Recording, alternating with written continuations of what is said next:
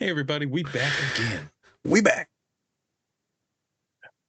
I'm Spencer, and of course, we have our licensed clinical therapist, Naz. I was going to take my glasses off and I took the earplug out. Dr. Nuts.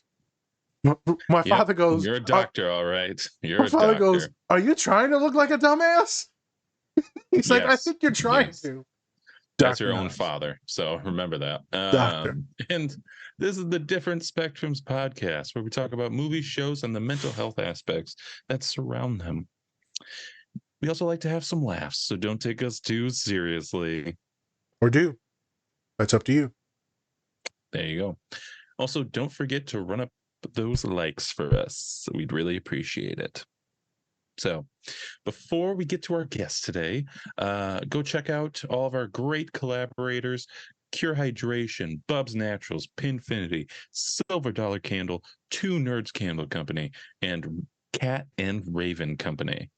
That was a mouthful, but go check them out on our link tree, and you can get up to 20% off your entire order if you use the code DSP or DSP20, or just by clicking the link on our link tree. So go check those out. Great companies, great people that we are collaborating with. So go check them out, get some stuff. And then also go check out our merch. Be different.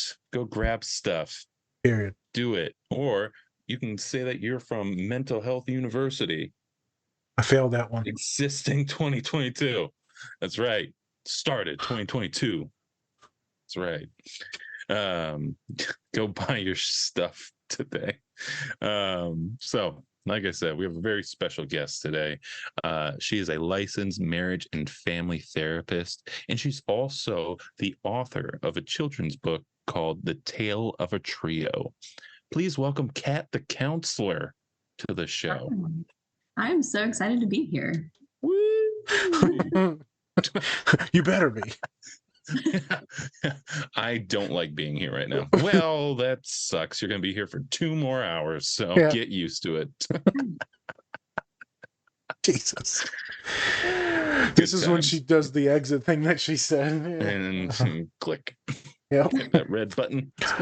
Does my baby need something? I'll be back. All right. And never to return. Thank you for joining us today, Kat. We really appreciate it. Yes. Awesome. So today we are going to be taking a look at the show Friends. All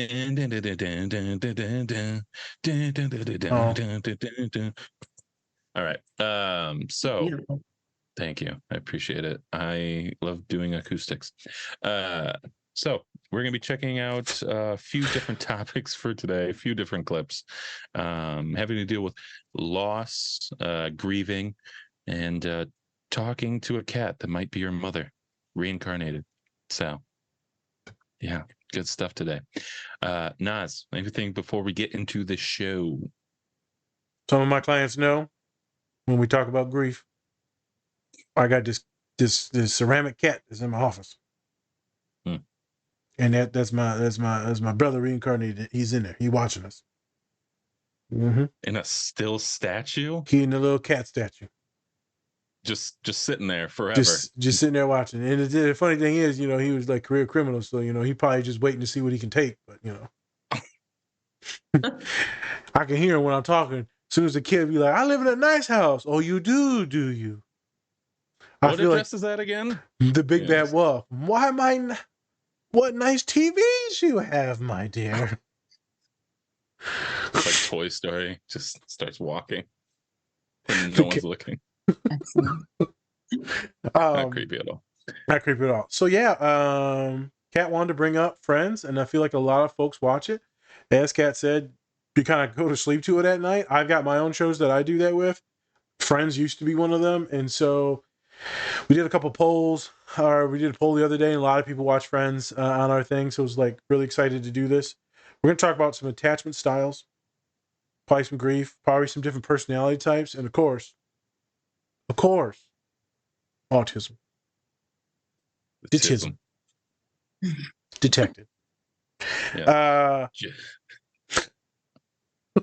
Just so you know, Kat, this is actually intervention. Your family and friends want us to break the news to you.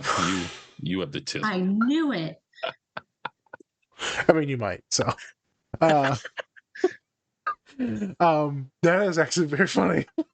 That'd probably become a segment on our show now. That should be. You have this thing we call autism, and you got it. You know, like the old show Punked. This is Yeah. It's just called tism. Yeah, it's a fake podcast just as an intervention. Oh my, so many. I can feel the lawsuits happening. Can feel them impending. Just Whoops. letters hitting me in the face. They're coming with me. I know. So let's have some fun. I already feel like this is gonna be really good because like she's rolling with everything, so it's gonna be exciting. Yeah, she is. Let's do it. Whoop whoop. Ready? Whoop whoop. Whoop. She There's got one. 2 whoops. You gotta do 1, 2, 1, 2. It's like Whoop whoop. there you go. Well, that's 3 now, so we're cursed. Beetlejuice will appear. Beetlejuice. Mom's Don't say it coming? again. He's gonna appear. Don't say. Oh, hey, what's up, Mom? Yeah, Oh my right. God. we're done. And Hey everyone, thanks for watching our show today. We just wanted to take some time to give a special shout out to our collaborator, Cat and Raven Design. They are a small queer-owned business that specializes in LGBTQ plus pride soaps. They have great designs, some that even look good to eat, but don't. You can get 10% off your entire order if you use the code DSP or go to our link tree. Help support this great small business and help give back to a great community. So great. You want to explain that? I mean, well, because when I was growing up, you know, my dad left and my mother died and my stepfather went to jail, so I barely had enough pieces of parents to make one whole one. And like, here's this little baby who has like 3 whole parents who care about it so much that they're fighting over who gets to love it the most, and it's not even born yet. It's just the luckiest baby in the whole world. I'm sorry, you were fighting. You don't have insurance here, so stop calling us. You didn't tell her? Okay, fine. Phoebes? Yeah, hi. Hi. Listen, this cat belongs to a little girl. All right, there are flyers all over the place. Sorry, sweetie. Hey, we can take her back with you if you want. Oh.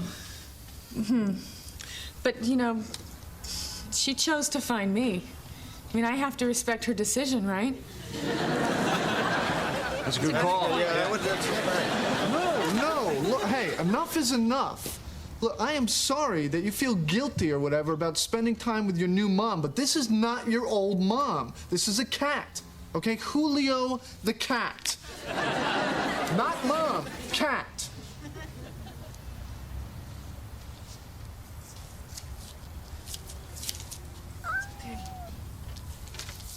Ross, how many parents have you lost?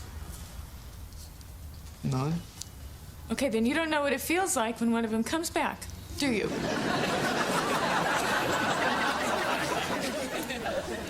I believe this is my mother.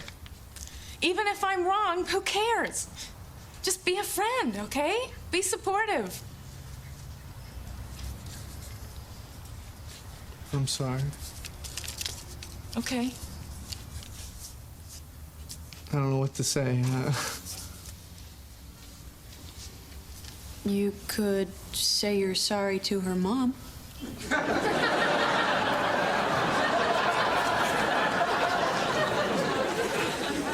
I think she would like that.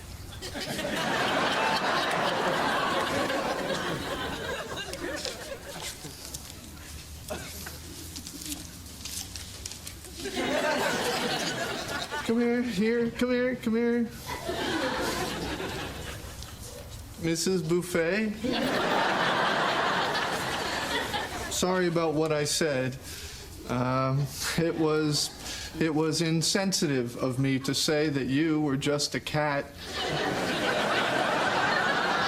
When clearly you are also the reincarnated spirit of my friend's mother. Thank you.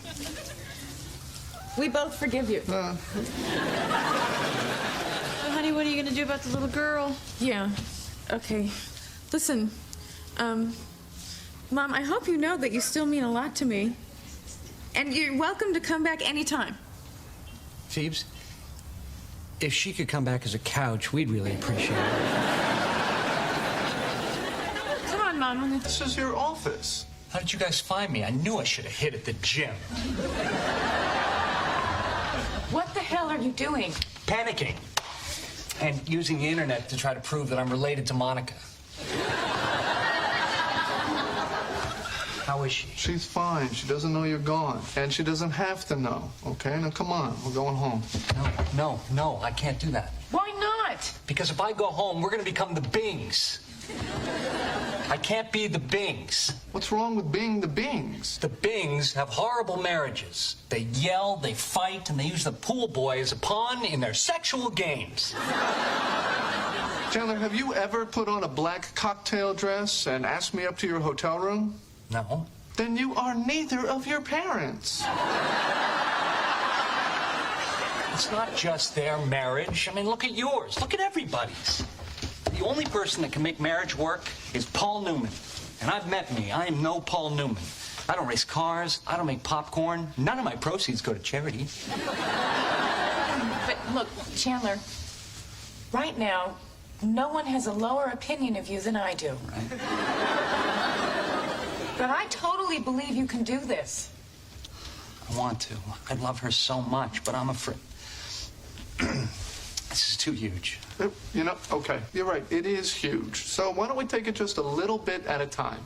Okay, forget getting married for a sec. Just forget about it. Can you just come home and take a shower? Well, that's not scary, right? Depends on what you mean by we. It's just my lens. It's my lens. I'll be right back. I hit her in the eye. I hit her in the eye. This is the worst breakup in the history of the world. Oh, my gosh. Okay, how many of those have you had? Oh, I don't know. 1 million? Chandler, just shh, easy. Go to your happy place. La la la la la la la la. I'm fine. Okay, all right. I'm not fine. Here she comes. She's All coming. right, shh, wait here, okay? Breathe.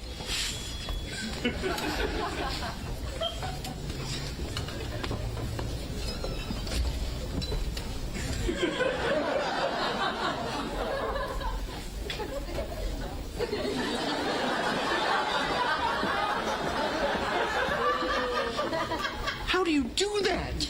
It's like a gift. We should always break up together. Oh, I'd like that. Hey everyone, before we get into the show, please check out our collaborator, Bubs Naturals. They sell a variety of health and wellness products, including collagen peptides, MCT oil powder, coffee, apple cider vinegar gummies, and other amazing products. Go to bubsnaturals.com and use our code DSP20 to get 20% off your entire order. And with that, let's get into the show. Hey, everybody, we back again.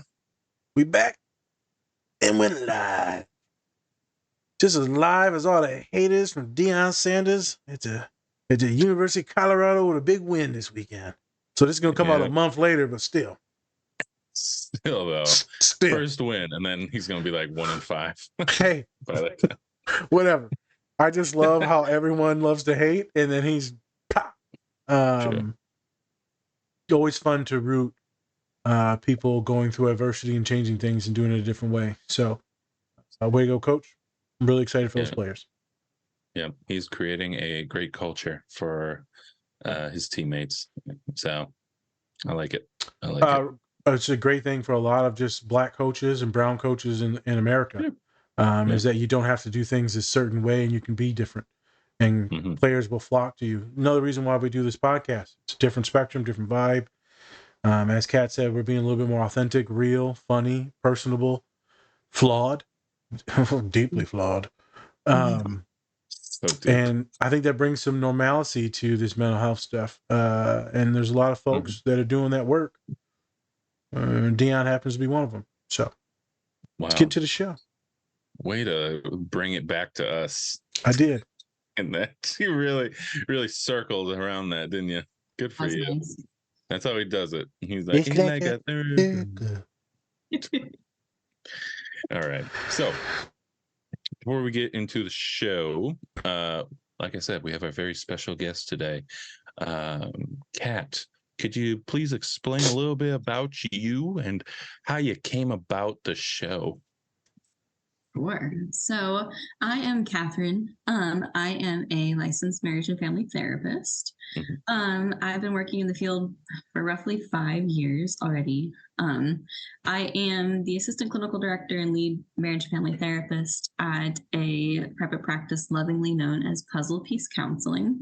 We're located in Northeast Florida. And while I work with folks on most walks of life, my niche or my happy place is working with people on the autism spectrum and their families, and just broad neurodiversity as well. And I like to dabble in a couple of different things. For kicks and giggles, I am a Gottman certified couples therapist, even though I have a love-hate relationship with couples. And I'm a certified clinical trauma professional. Grief is my jam. And I also have interest in OCD, anxiety, and trauma.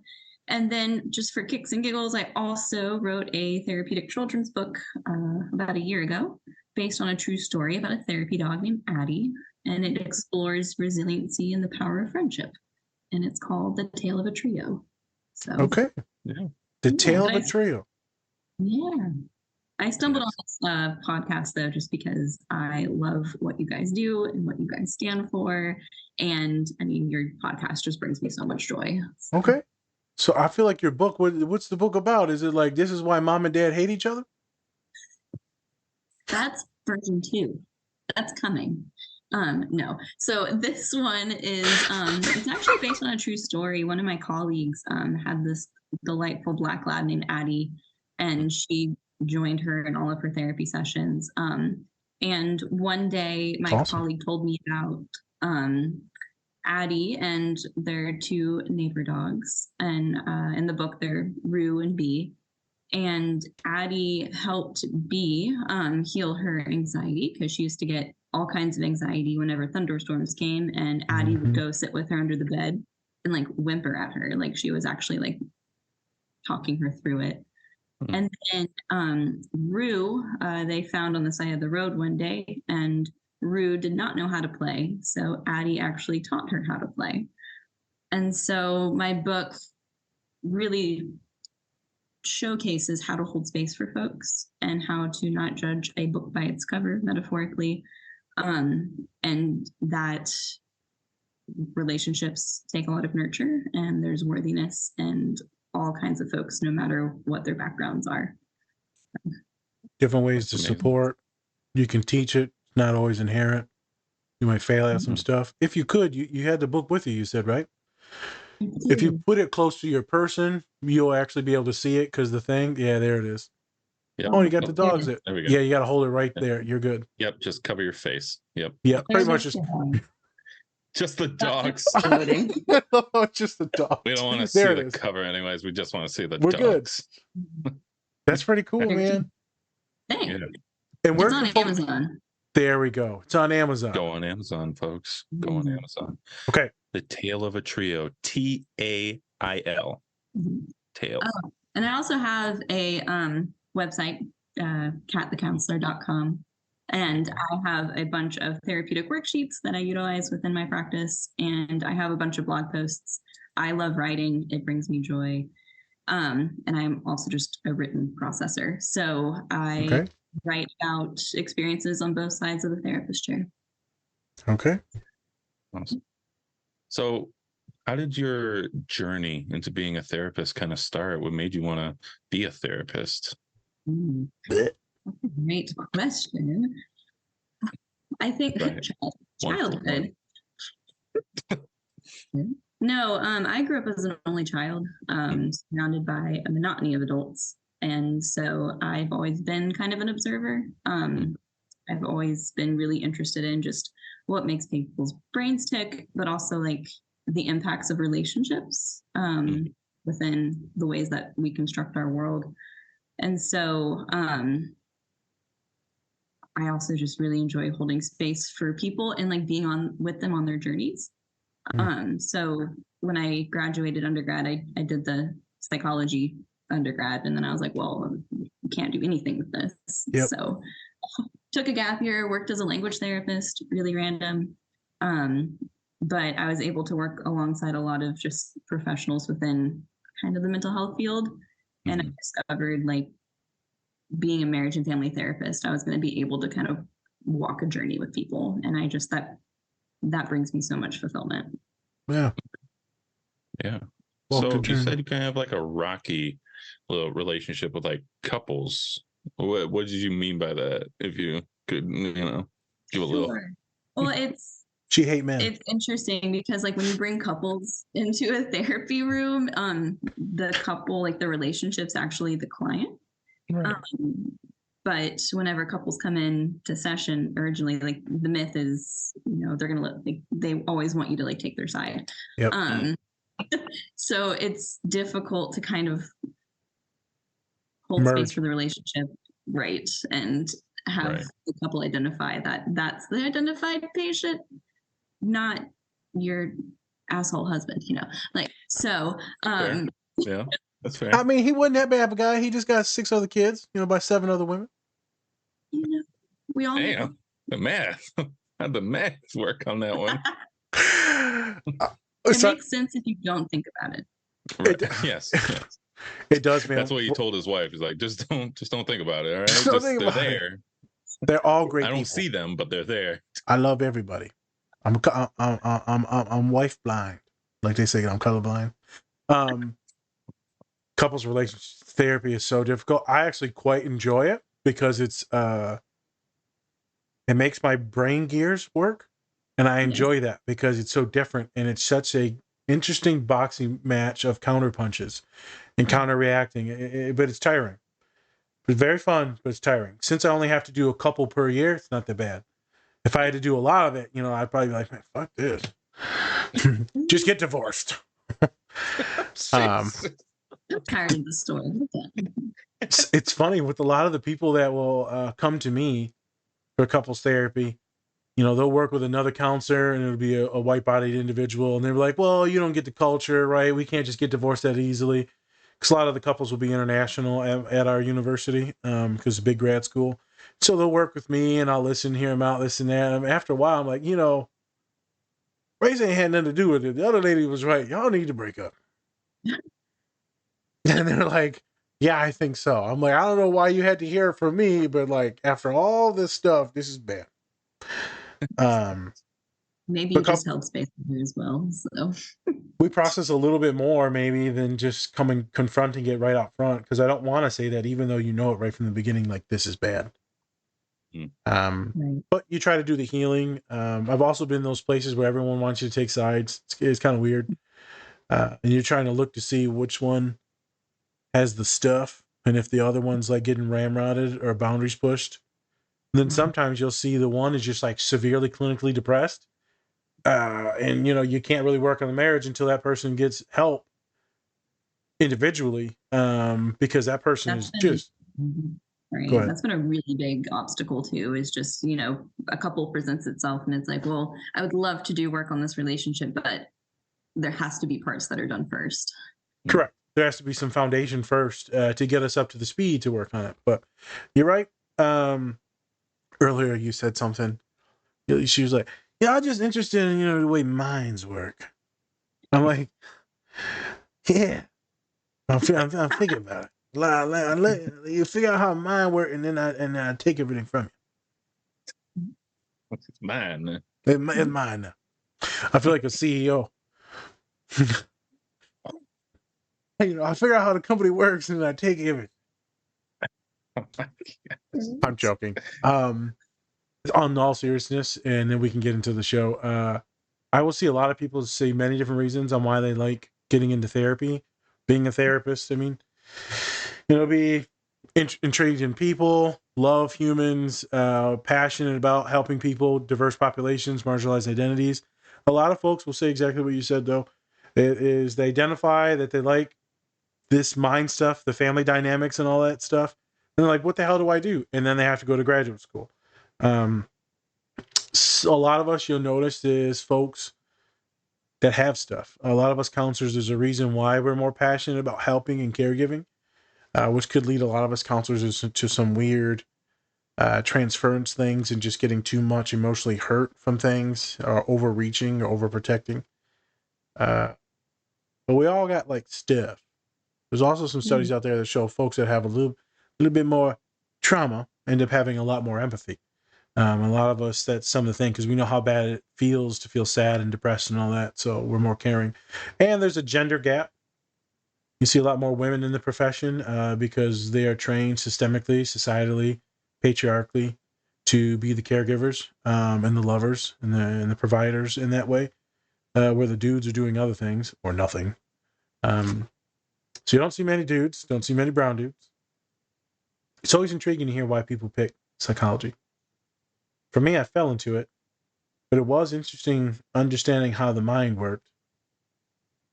But mine probably was for other reasons, to understand how the family worked and to maneuver things and to get by with things, to manipulate my way into certain ways so that I wouldn't get all the toxicity from other people, not to hurt people so I wouldn't get hurt.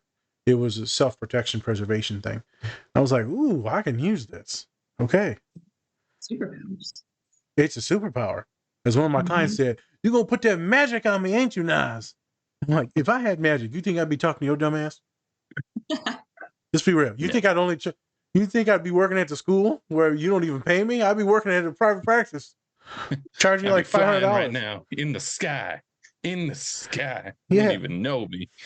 And to kind of piggyback off of that, Go I ahead. think, why I got into the field versus why I'm staying in the field, I think look very different. I think Facts. especially just after the pandemic, mental health and just this profession really shifted quite a bit, or I've seen it shift. And so something that I just really enjoy about my work now is all the different perspectives that I get to bear witness to.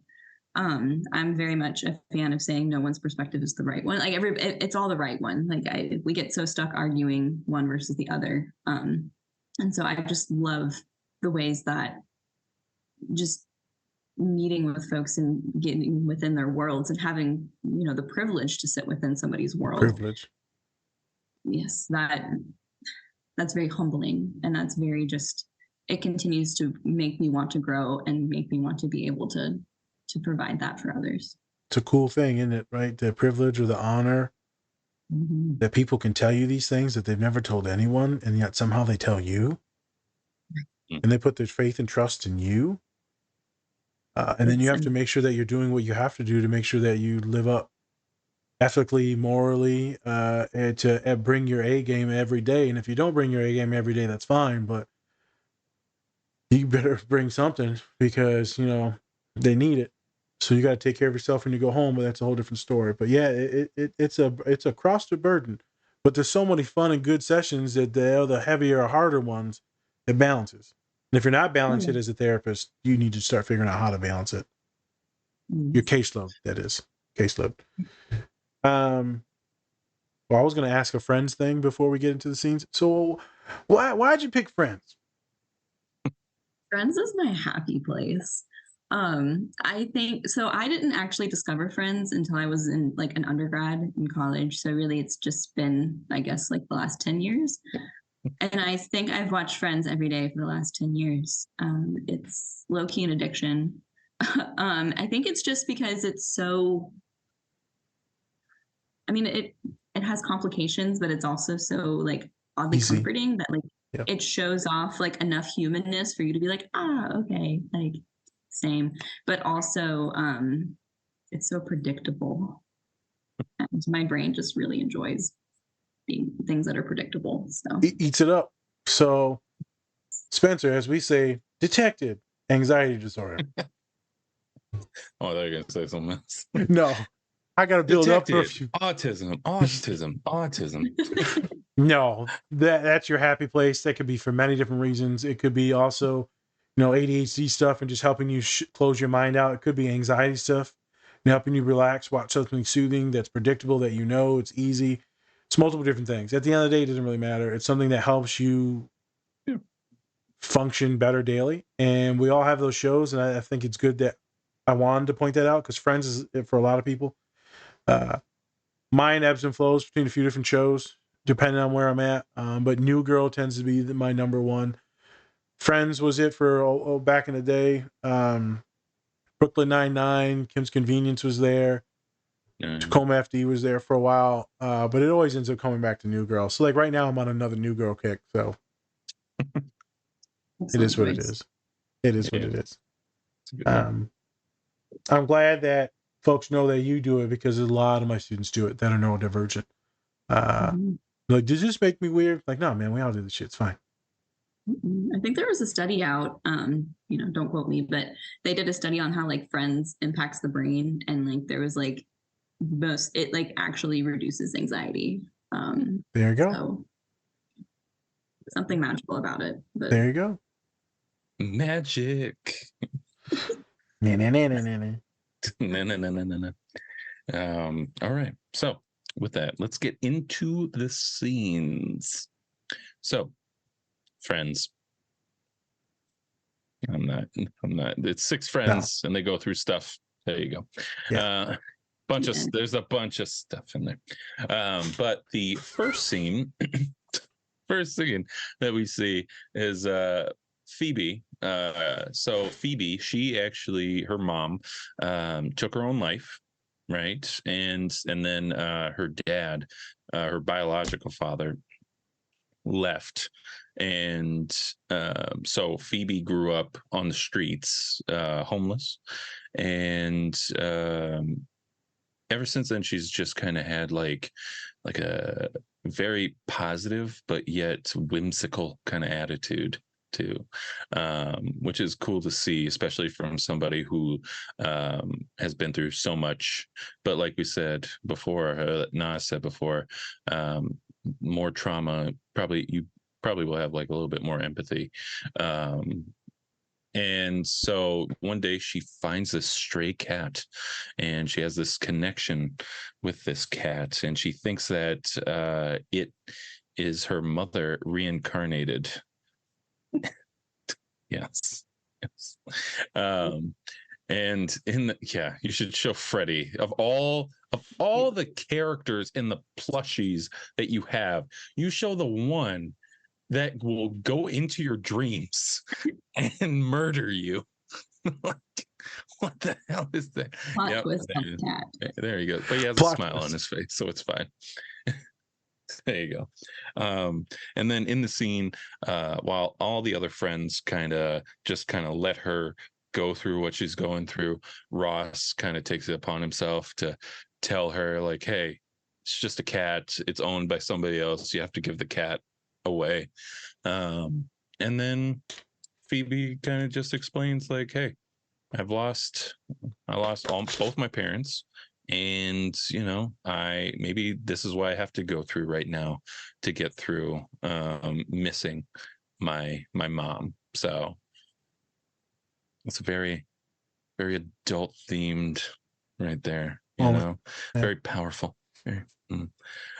So, Kat, the first question I have for you is, were they on a break?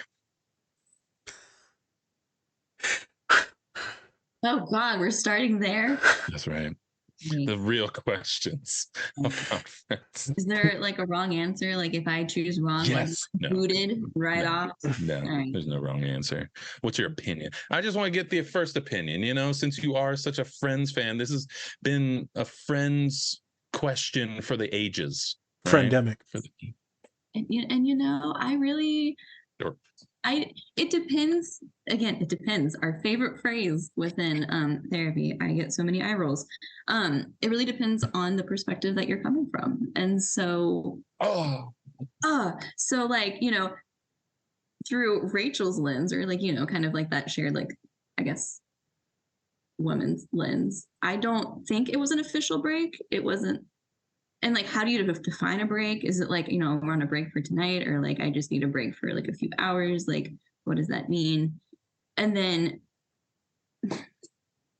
I think Ross's emotions really got ahead of him, hearing that phone call, I think, because God, that one dude was over Mark. He could hear Mark in the background, so he just assumed without actually like utilizing good communication styles to be like, yo, what is he doing there? So I think there's a lot of assumptions within that vortex of, are we on a break or not? Right. So real quick question before we get back to the Phoebe scene. Mm-hmm. As a family therapist and a marriage therapist, how would you attack that? How would you attack this whole situation? Oof. I mean, we would really just explore, like, Rachel perceives an affair. Yep. Whereas, Ross, I think throughout the show also struggles with accountability. Really also exploring, like, how does accountability come into your relationship, and how would you like it to move forward in your relationship? Because I think throughout the show, they both still want to be in a relationship. But then also kind of working on that forgiveness piece of, will we be able to repair? Will we be able to move forward? So, and like, that's kind of how I work with couples as well, is, when there has been a betrayal, when there has been an affair, it's very much like there was this injury, and really helping Ross sit with the fact that there was a very big injury for Rachel, and then seeing if both can mold their understanding and empathy and validation of each other's experience and moving forward. Max, look at see if there's any love or empathy or caring still there, which there is, and then kind of building back around that. I would do. It would be amazing to see both of them just like sit with each other's hurt for a minute and then see what happens. Like, see I've always what been happens. like, a lot of people can't do that, as we have seen. Everyone gets super defensive and angry, and yeah. All right. So, getting back to the scenes. So, one thing I will say is that for a lot of these scenes, the main person, or at least one of the main people in the show that you use for the clips, are Phoebe. I would love to know, like, why do you kind of pick Phoebe for your clips? And do you kind of feel like a little bit more of an attachment to her character, or do you just like who she is? I adore Phoebe. I really admire Phoebe. She's one that I like, just very much respect, which is interesting. Like, if you go like on social media or online, Phoebe's actually attacked pretty often. Like, people get really annoyed. But I love kind of like the diversity that she brings to the show. I love how robust and just, blatant she is about where she stands and what she thinks. I think that's also just my enjoyment of just the population that I work with. I love neurodiversity because it's so authentic and it's so real, and it's like there's such a bravery in being just true to yourself and human and leaning into that. And there's so much of the world that like shuts that part off of ourselves. Like, we're not allowed to be human, which is, I think, the most hypocritical thing of our world. Right. And Phoebe very much just leans into it. But also just like the trauma that she has experienced and the ways that nobody really holds space for her. It's always just kind of laughed off. And I think that's just the flavor of the show. She's really built up her own safe spaces, whether that be leaning into whimsy. She's very much expresses herself through music, and she doesn't really let any judgments of her music get to her. It's not like she like changes her music because people are like Rachel, I think, literally told her one time, like, you're terrible. Yeah, it's bad. She was like, thank you. Like, I love the bold and like just brazen ways that she just embraces herself. And I think too, if people could actually pause for a second and like lean into their own stuff, I think a lot of people could actually admire her too. But I think sometimes the ways that she like embodies herself is almost a threat because people are like, oh, I can't do that. Like, She's I can't be cringe. that way. Yeah, she's cringe for a lot of people. Mm-hmm. She's also just the most spectrumy character on the cast. She's right autistic coded for sure. But one could also say that's just the trauma that she goes through and then all the defense mechanisms. One could say it's just personality disorders. So I saw that you wrote something in there about personality disorders and people think that she's schizotypal. Yes. Yeah, there's a lot of like threads out there that they think she's delusional, which, you know, I have so much empathy for because I don't see that. And schizotypal personality disorder very much doesn't crave close relationships. Whereas I see Phoebe craving those, and I think her attachment style gets in the way of that. And you know, we can talk about that a little bit, but you know, she has this quest throughout the show to like find family, and you know, she's pursuing that. True. She is very close to Joey, like it showcases their close relationship in particular, and just the ways that, you know, she has this attachment to David and then to Mike. So I think relationships for her are complicated, but I don't see the personality disorder. I think women get personality disorders slapped on them pretty quickly in America. Big issue. Especially with those that are neurodivergent. Big issue. They'll get slapped with a bunch of personality disorders. I'm like, this person's anxious, probably OCD, right? Or some trauma in the background, or this person's hella on the spectrum. Spence, I shit you not. And I know they ain't gonna listen to this because it's gonna be a month later anyways. I'm at work. We're handing out tabling, doing an event, awesome event, suicide prevention. It's wonderful. They come up to me, hey Nas, need you to come over here. I said, what's up? I said, this boy's over here bothering people and the staff. And he keeps asking questions, but he's not responding to anything that the women are saying. We think that, you know, he just don't respond to women, or like maybe he's, you know, misogynist or something. I said, okay, we need you to come say something. Big guy, right? You maybe can get him away. So I go over there, I go to talk to him. Within like 2 seconds, I'm like, so this kid's hella on the spectrum. Like, he ain't shut up. He's showing me random ass memes and shit, right? I mean, he's out in no man's land. But he's talking, it was the funniest shit. Because he go, physics class, open book. Step 1. Step 2, hit head on book. Step 3, cry a lot. Step 4, do homework. And he repeated it like 5 times. I'm like, so what's part of this scream misogynist? Right. Yeah. I'm like, you didn't think autism at all. So you all got PhDs. And no one was like, spectrum. So it was interesting, right, on how I was able to coax him out and then get him moved on to the next thing. There's a lot of like negative things that we put on people, and I feel like Phoebe is one of them.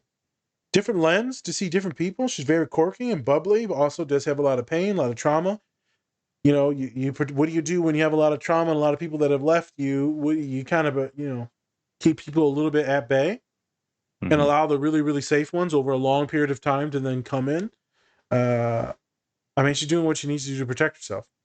But yeah, women get put on a lot of different things, and I think a lot of therapists miss a lot of different things too, because they have a different lens, right? You said perspectives. A lot of therapists are coming from different perspectives. Some older therapists, older doctors will just be like, personality disorder. I'm like, come on, man. Jesus Christ. And it blows my mind because I really enjoy working with young adults. And I run across so many just young adult women who have been diagnosed with everything in the book. And then by the time they're 23, 24, 25, they're like, oh, I'm autistic. Like, thank you, somebody, for actually, you know, helping me discover this. And they won't do it. They won't diagnose you unless you eat Legos.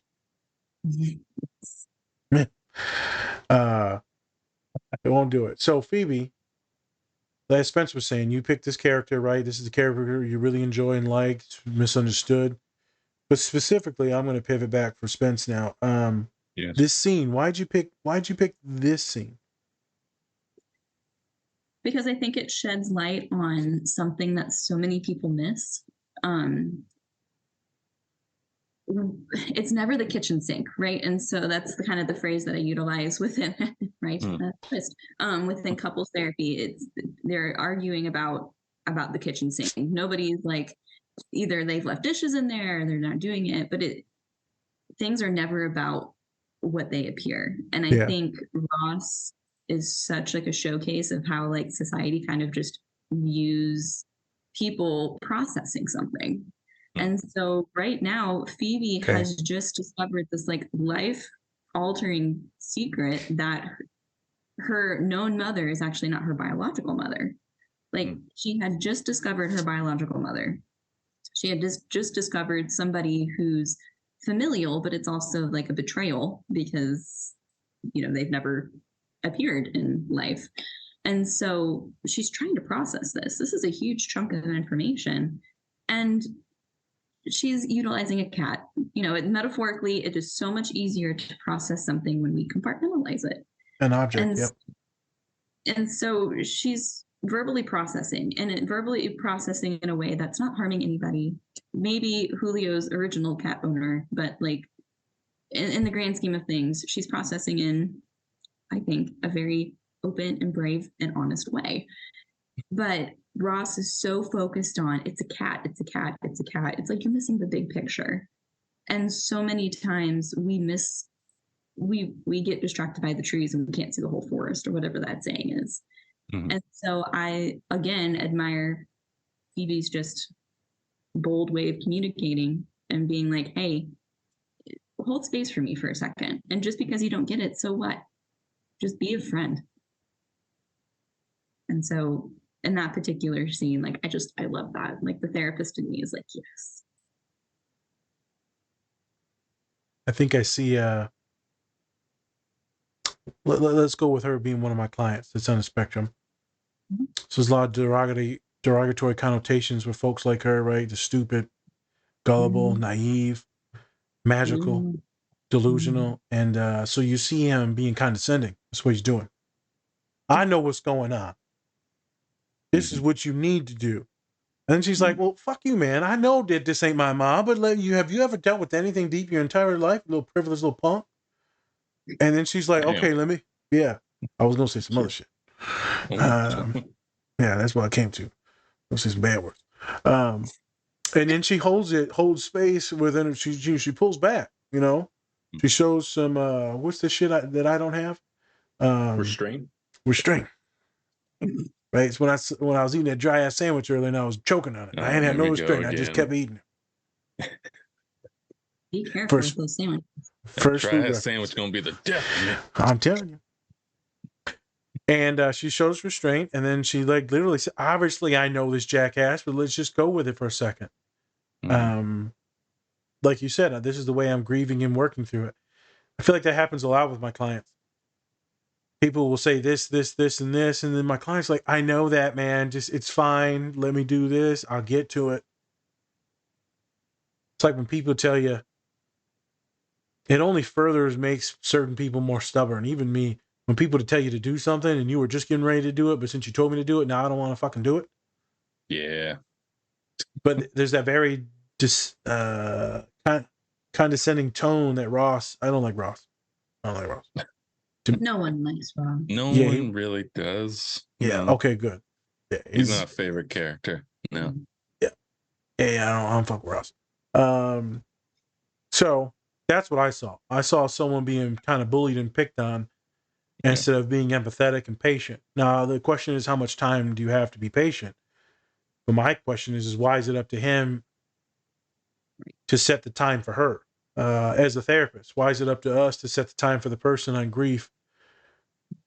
Right, you know, I got family members that are going through prolonged grief disorder, right? Because they updated the DSM, right? It's been years and years and years. And I was talking about grief the other day, and someone said, because I got a client going through some bad grief right now, and I said, when we get done with that, because it's a short-term counseling, and then the director goes, are you ever really done grieving? And I was like, well, yeah, but you know what I mean. Like when you don't feel like dying because this parent died, well, then we can move on. He's like, okay. He's like, I know what you meant now. I was just teasing you. But Ross is like other people, hurry up now. But But you can't do that. Even with my brother, even when you tell him to hurry up and move, hand me this fast, it makes him go even slower. He's not budging off his timeline. And I find that And with a it's lot so of my clients. dehumanizing too. Go ahead. It's just so dehumanizing. It's removing yourself from the human inside of you. Like Ross is not functioning from a place of, I'm a human sharing in this experience with you. It's, I'm judging you for having an emotional tie. Like, so what? So what? How does this emotional tie impact you, really? Nas, she got to hurry up and go to work and do this, and she's playing games and having fun doing this stupid shit, and she's messing up my stuff. I'm like, no, it's really not. It's really not. This has nothing to do with you, and why are you making about you? Why do you have to be the person to set her correct? And I say this, but Catherine, you brought this up earlier, is a lot of us therapists act like we're all knowing, especially on social media. It's quite terrible. But I've even done this with some clients or some kids that I mentor. I'll be like, this is what you need to do. And they're like, I know, Nas. You don't need to tell me. Well, I'm just making sure you know. And then they're like, well, now I just feel sad. And I'm like, damn, I fucked up. Because I should have just supported. The mentorship role is different than the therapeutic role. The mentorship role needs to usually be a little bit more supportive. Therapeutic role, you can like push a little bit. Because they're looking for maybe some answers or solutions. So I found the mentorship role needs to be way more supportive, way more patient. Yes, different roles. I'm slowly finding out at 34 now that they're vastly different. We still have to learn stuff. Yep. I learned nothing. I don't want to. Yeah. 28 years old. I ain't for learning. I'm all about me. His girlfriend's gonna watch this, be like, "Yep, that's right. He doesn't learn a damn thing. He real stupid. He dumb as hell. Yeah, it's to the left.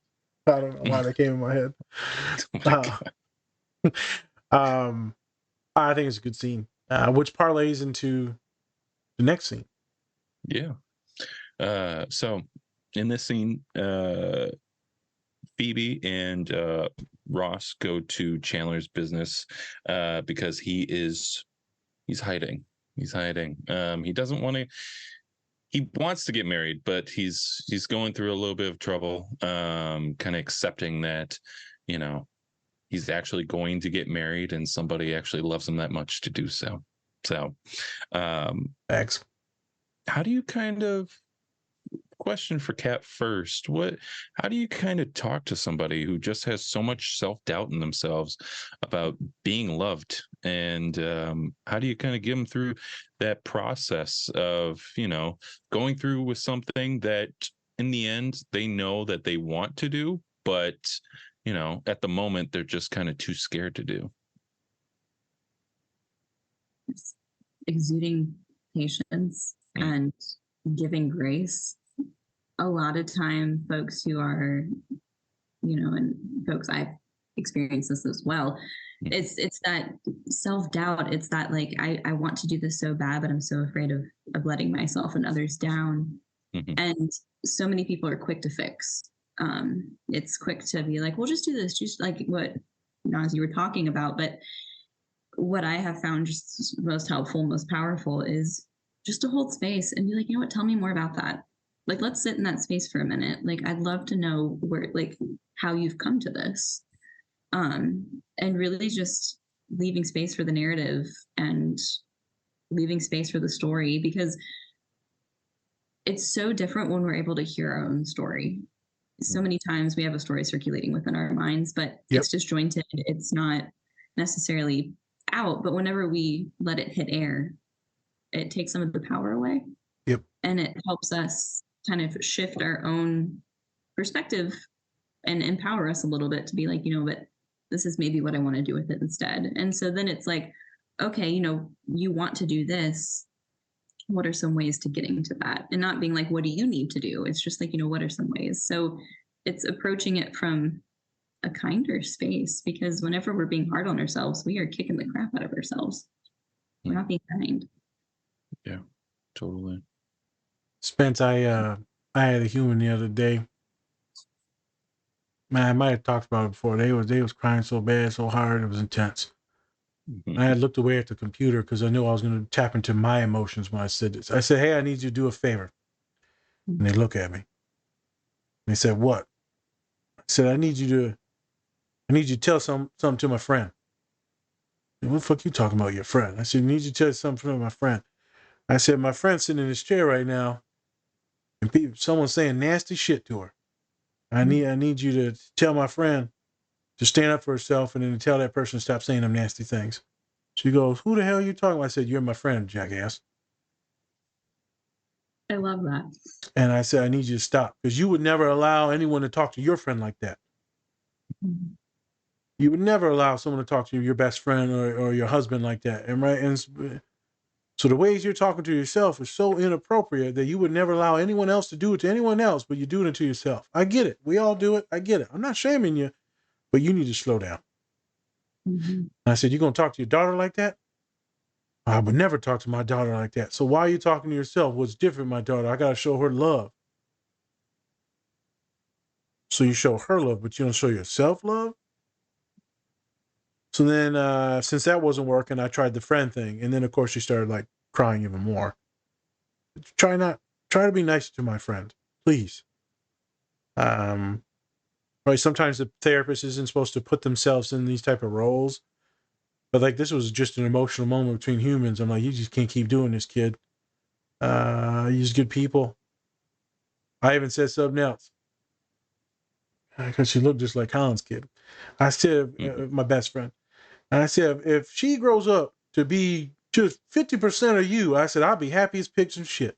Highly educated, awesome, resilient, friendly, still warm, good looking kid, taking care of herself, married.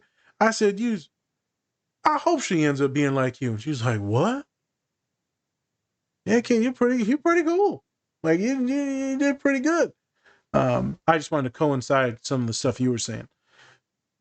That sometimes you need to hold space. Sometimes you need to validate. Sometimes you need to be real and open up a little bit. Sometimes you need to let them know who they are. And I think I would do that with him, Chandler. Like, where's this coming from, man? Why are you acting like this? So we would first make sure he doesn't fully destabilize and slowly process where all the insecurities are coming from. And then I need to get him to talk to his wife to have an open conversation, because that's the shit that's killing them. But before we did that, we would put it all on paper, get it out of his head, see if that helped. Most likely he's using substances, because Chandler is Chandler. And the real life actor, what's the real life actor's name? Perry. Matthew Perry, yep. Substance use issues his entire career. So he plays the role really well. So we would try and document some of that stuff and get it out there. So right, we're back to autism. A lot of folks on the spectrum are very insecure about a lot of different things. Now some folks are extremely confident, completely ignorant. But most folks are just scared. Imposter syndrome. We're mimicking and role playing certain things, and so we're not sure what our identities are. So it's just a lot of fear. And so when you finally get into a relationship and they say, I love you, or I really want to marry you, we're like, it's a trap. You lying. You're lying through your teeth. You want my social security number, don't you, motherfucker? I know what you're about to do with my social security number. Yep. So many credit cards. Got you, motherfucker. I'm illegal anyways. Oh my God. And I think like the culture just around autism is so... Hey, are you a nerd? Do you like pins? If you're like any of our followers and you said yes, you should check out our collaboration with Pinfinity. They have Power Rangers pins, Transformers pins, and for all of our bronies out there, My Little Pony pins. Go check out our link tree or use our code DSP to get 20% off your Pinfinity order today. Awful. I mean, and just like some of like the themes that like I've seen just, with, and I'm not speaking from experience, so please correct me. But it's very much like when you're like a small child, you're thrown into ABA, you're thrown into all these other therapies, and all these therapies are like, hey, you're not fitting in the box. you're wrong, you're bad, you're not enough. Like these are like the underlying like themes. So like whenever you grow up, get older, your identity and just like the way that you see yourself, it's not safe. Like Very you're flawed. not allowed to like embrace yourself. Everything is invalidated. This is a tricky one that I found out. It's when the oxymorons. I don't even know if I'm using that right. But sometimes when you validate people that already have like deep insecurities and all that, they hate themselves, right? Chandler, you're like, give them space, time, let's process some things, but don't go right into validation and positivity because then they believe they suck. So you say, hey, I don't suck. So what that does is further invalidate their feelings that they suck. And so they can't even trust. I'm telling them to trust themselves, but I'm telling them that they're good. They think that they're bad. So right? They're getting invalidated by me, even though I'm trying to inject positivity. So it's this fine line of boosting them up slowly without invalidating them and going with those sad feelings, processing them, and then laying down some of those good vibes like I did at the end, where you don't go hot and heavy with the good stuff. Then they're going to feel like it's all bullshit. Most likely, anytime you gas anyone up, they think it's bullshit anyways. No one has the ability, literally no one, has the ability to take any compliment and internalize it. Not a thing. I'm like, you did really good on that. Like, why do you lie to me so much? I'm like, oh, fuck you, man. Just take the compliment. Jesus. Funny thing. Story time. This completely divergent. Well, we're a neurodivergent podcast, so, Well, this was an odd social time for me. So I'm at this outing thing with the nurses, and one of them is like quite awesome, quite lovely. Love talking to her. Goofy, weird. And I go later on, I said, I like your eyebrows. They're very nice. She goes, what? I'm like, yes, your eyebrows. They're very symmetrical. I enjoy them. She's like, literally no one has ever complimented my eyebrows in my entire life. I'm like, well, obviously you have them threaded. It's like, yes. Did you also notice that my leg was shorter than the other one? I said, why would I notice that your other leg is shorter? Why am I staring at your feet right now? I know. I said, now I can see it with you little waddling around. There you go. That's how you do it. Take them down a peg. And then the other already nurse, shorter than their other legs. just kick out their little nub. But, boop, there it is. See it now I see it. And the other nurse goes, right, Nas, you need to teach your husband on how to talk like that and recognize things. We need to teach more men that. I said, I'm just really good at noticing random specific things. And it brightened her day. And I said, I always used to do this. I would say that I noticed something, and then I would just walk away. Like, oh, you have new shoes. Walk away. My father's like, why don't you tell people they're nice or they're pretty or like the thing is cute or whatever, the outfit, the haircut or whatever. I'd be like, oh, you got a haircut. They'd be like, yeah, it looks really good, doesn't it? It's new. And they'd be bye. Maybe slightly off-putting. Slightly. Just... Yeah. So I started complimenting people, and then it was just funny. It went super weird because she's never got a compliment or affirmation before about that, which I thought was weird. Maybe it's a racial thing, not her being racist. I mean, maybe white folk don't compliment other white folk about eyebrows, but I know in the black and brown community we do. Oh yeah, like my girlfriend loves my eyebrows. She's like, "Oh my gosh, babe, I love your eyebrows." I'm like, "Thank you." It's a thing. I mean, right? With Latina, you don't know it's not fixing eyebrows or Latinx man. It's true. And black folk, they're all. I mean, everyone's getting their stuff threaded and fixed. I don't know. I just thought it was very interesting that I brought it up, and then they couldn't. And it was hilarious. I ended up smiling greatly, and then I made it super awkward. Of course you did. And all the nurses were cracking way. up. Like, funny and weird. Yeah, because I could see all the other nurses be like, "You like my eyebrows?" I'm like, "No, I should look terrible." No. Yeah. Something look like two bushes that haven't been trimmed in years. You look like the guy, the something Levy, the dad from Schitt's Creek. Eugene Levy. The caterpillars. God damn. God damn. I have big eyebrows, but that dude's eyebrows are big. Sick. I actually kind of like him. I just want to like rub my hand through him. I think he probably gets that a lot. I'm gonna Probably. say, yeah. If one of them What you fuckers should starts do moving, next time, just walk up and start petting them. Oh, I did that at my old job. I don't work there no more. They fired me, I guess. Inappropriate behavior. I can't go within the 100 yards of the school. Oh my God. Complete jokes. Complete jokes, people. Yeah, C is not banned from schools that we know of. They start Googling Nas in Minnesota. Like, oh. All right. Sorry about the side tangent. I think it's acceptable to compliment people on things and to, if you notice something quite wonderful and it's not going to come off weird or creepy, right? It's in a group setting, right? I already did the analytics. It was fine. She just wasn't used to affirmations, and you could tell. There you go. But it was quite a wonderful moment. Okay, so back to the scene. Yes. Does he go home right away or no? Chandler? Does he go home right after that scene? Yeah, I think so. Probably, yeah. So Ross says, this is the most therapist-y thing I've ever heard. I don't know if you saw this, Cat. Let's just go home. Let's just take a shower. Yeah. Let's do a little baby stuff. Let's just get you in the house, take a little shower. And then he goes, what do you mean we? Default to humor. Yeah, correct. He always does, right? Isn't that a thing with him? Yes. Yeah.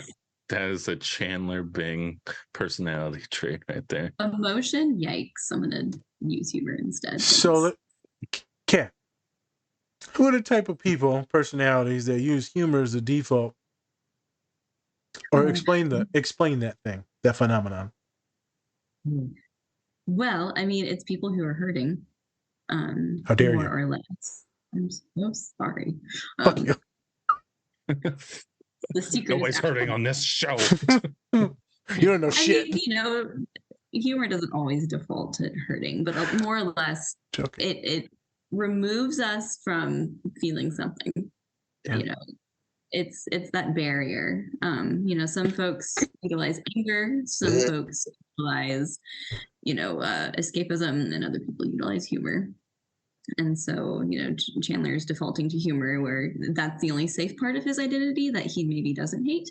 Within all of the episodes, I know there was one where he was in Oklahoma while Monica was home, and she made a comment he's the funniest guy ever, a coworker that she works with, and completely just derailed his whole sense of identity. He had to fly home. Remember that. And just very, again, like that. I think humor is the only safe part for him.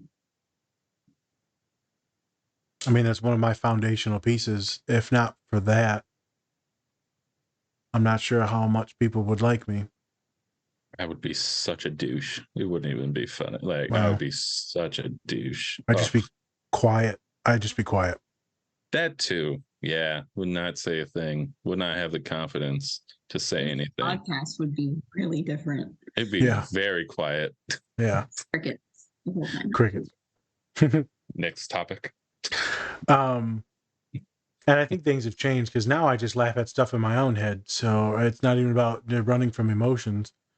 But before it definitely was. Before for me, the jokesters is de-escalating the environment and making sure that I control people's emotions so that way they don't get elevated and that they're enjoying themselves. So it's a defense mechanism, not specifically for me, but to make sure that things are safe in the environment. Mm-hmm. And so we all do it for different reasons. But if you find yourself joke, something's going on. Why can't we be real? I was talking to a different nurse at the school, and I said, hey, man. And I said, FYI, I'm on the spectrum, this and that, right? And then we talked. I said, you got to stop acting weird. And she goes, what are you talking about? And I said, this joke stuff where you're coming at me weird, man, make me feel bad. Oh, I'm sorry. I said, yeah. I mean, you're making me think HR is going to come get me or something. I said, I brought up something about, their teddy bear was facing the wrong way in the door. And she said, oh, I don't know how to do my job now. I said, come on, man, you need to stop with that shit. Right. She said, I'm sorry, just everyone else is jokes here. And I said, I love making jokes. And also when it's just us, we can just be normal and chill and be actual humans. She was like, that's awesome. I said, yeah, please. Because that other stuff, I was burned out already. And I love jokes, Spence, but it was weird. I don't know how to do my job. I'm like, wait, I know you're joking, but we get into some weird shit. But you're making it Don't seem you love the jokes that are not jokes? It's it could be taken a Like, different is way if this someone else hears it. sarcasm or am I just an asshole? I I don't know. know. And it was quite lovely. I'm like, we can just be normal. It's fine. And her whole facial just changed. And I could see her actually being real instead of this thing that she thought that she needed to be around me and maybe a few other coworkers. That was cool. I'm not sure why she was doing that. But it felt awkward. Bad, but defense mechanisms, Chandler. I feel like there's so many characters that do that. Like in Brooklyn Nine-Nine, the Adam Sandberg. Hamburglar. Hamburg. Sandberg. Sandberg. Yeah, he's always a jokester too. There's so many folks that are jokesters. Yeah, Peralta. That are, I would say, somewhat hurting, but there's a reason why they're like that. She goes, they're hurting. Well, fuck you, Karen. Jeez. Karen. Go take a shower with my best friend now. It's my safe place. Thank God I'm not your best friend. Oh, Colin, you're up. You're up, sir. That's a big old tush. How are we gonna get that tush in here? Oh my God. I'm sorry. Oh no. Next scene. Yeah, okay. Yeah, let's just move on from that. I hope he watches this. I really do. If not him, it's gonna be Heather. Be like, I knew it. I knew it. Heather is Colin's wife. And so she's definitely gonna watch this and be like, I knew there was something there. My mom thinking about it. My mom, after like 2 months of being good friends in high school, she's like, y'all are gay, aren't you? I'm like, calm down, Mom. Calm down. I said exactly like that, and she doubled down right away. Fuckers. I feel like no dudes can be friends with, like, no dudes can have real friendships without being judged. Somehow you end up you have to sleep with them. It doesn't matter if it's women or men. You're like, oh, you're sleeping with him, aren't you? You know what? Just because I want to shower with him naked doesn't mean I'm gay, Mom. All right.